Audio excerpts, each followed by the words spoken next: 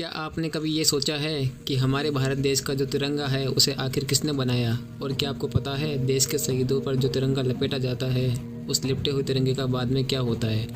दोस्तों, आज मैं आपको तिरंगे से जुड़े तमाम सवालों के पॉइंट टू पॉइंट जवाब देने वाला हूँ। तो शुरू करते हैं नंबर 1 से।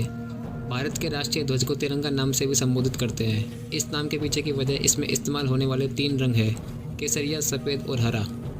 नंबर 2, भारत के राष्ट्रीय ध्वज में जब चरखे की जगह अशोक चक्र लिया गया तो महात्मा गांधी नाराज हो गए थे। इन्होंने ये भी कहा था कि मैं अशोक चक्र वाले झंडे को सलाम नहीं करूंगा। नंबर 3, संसद भवन देश का एकमात्र ऐसा भवन है जिस पर एक साथ 3 तिरंगे फहराए जाते हैं। नंबर 4, किसी मंच पर तिरंगा फहराते समय जब बोलने वाले का मुंह जनता की तरफ हो तब तिरंगा हमेशा उसके दाहिनी तरफ होता है। नंबर 5, रांची का पहाड़ी मंदिर भारत का अकेला ऐसा मंदिर है जहां तिरंगा फहराया जाता है। 493 मीटर की ऊंचाई पर देश का सबसे ऊंचा झंडा भी रांची में ही फहराया गया है। नंबर 6, क्या आप जानते हैं कि देश में फ्लैग कोड ऑफ इंडिया नाम का एक कानून है जिसमें तिरंगे को फहराने के कुछ नियम कायदे निर्धारित किए गए हैं। नंबर 7, यदि कोई शख्स फ्लैग कोड ऑफ इंडिया के तहत गलत तरीके से तिरंगा फहराने का दोषी पाया जाता है तो उसे जेल भी हो सकती है। इसकी अवधि 3 साल तक बढ़ाई जा सकती है या जुर्माना लगाया जा सकता है या दोनों भी हो सकते हैं। नंबर 8, तिरंगा हमेशा कॉटन, सिल्क या फिर खादी का ही होना चाहिए।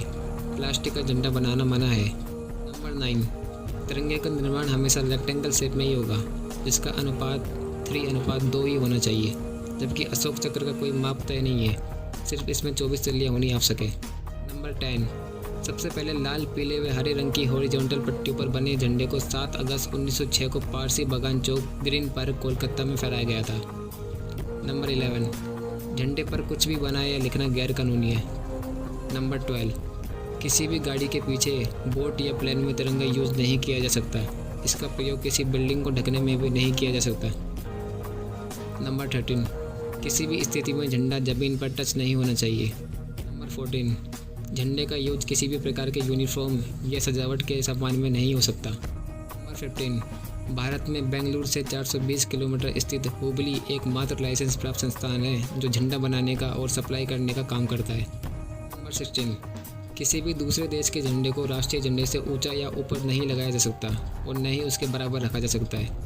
नंबर 17, 29 मई 1953 में भारत का राष्ट्रीय ध्वज तिरंगा सबसे ऊंची पर्वत की चोटी माउंट एवरेस्ट पर यूनियन जैक तथा नेपाली राष्ट्रीय ध्वज के साथ फहराया गया था। इस समय शेरपा तेंजिंग और एडमंड माउंट हिलेरी ने एवरेस्ट फतेह की थी। नंबर 18, लोगों को अपने घरों और ऑफिस में आम दिनों में भी तिरंगा फहराने की अनुमति 22 दिसंबर 2002 के बाद मिली। नंबर 19, तिरंगे को रात में फहराने की अनुमति सन 2009 में दी गई थी। नंबर 20, राष्ट्रपति भवन के संग्रहालय में एक ऐसा लघु तिरंगा है जिसे सोने के स्तंभ पर हीरे जवाहरातों से जड़कर बनाया गया है।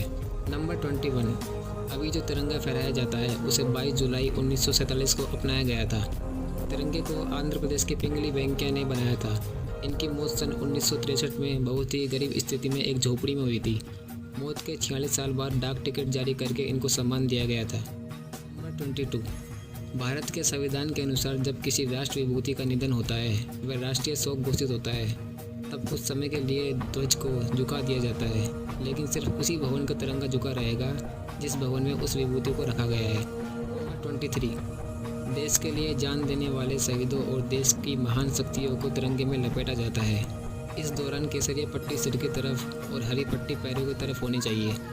शवों के साथ तिरंगे को जलाया या दफनाया नहीं जाता, बल्कि उसे हटा लिया जाता है। बाद में या तो उसे गोपनीय तरीके से सम्मान के साथ जला दिया जाता है या फिर उसे वजन बांधकर पवित्र नदी में समाधि दे दी जाती है।